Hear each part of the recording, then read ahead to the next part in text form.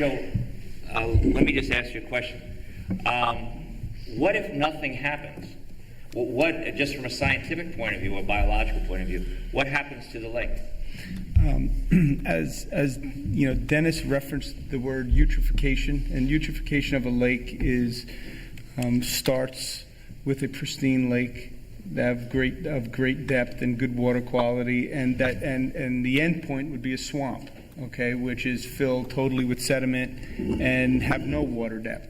That process is referred to as the eutrophication process. So in the end, if nothing is done to the forebays, nothing is done to prevent the situation that exists today from continuing, I would expect that over time the water depth would disappear, and that at some point would be maybe just have a little stream flowing through it, very shallow depths and very thick layers of sediment in it, you know, typical of any other swamp. Is phosphorus the major culprit in eutrophication? It's one of them. There's, you know, it's sediment deposition, it's phosphorus, it's you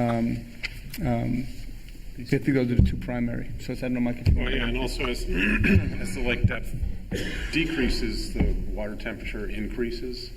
So that creates other biological activity, and then, you know, as the depth gets shallower and shallower, certain vegetation can start to take hold. So you start to get things like cattails and phragmites and purple loosestrife. So it has a definite endpoint.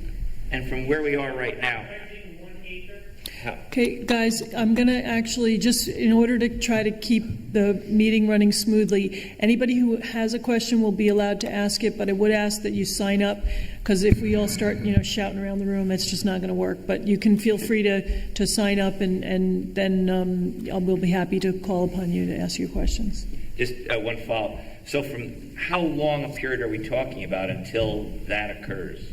Obviously, there's different levels or different stages of eutrophication. But until that point where it's swampy and you have cattails in it or something, are we talking about a couple of years, or are we talking about decades?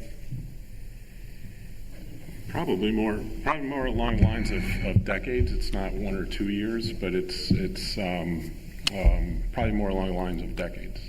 Probably also depends on what's going on. Well, it also depends on how active people are within the watershed and preventing, you know, sediment and silt from construction and roadway runoff and things like that.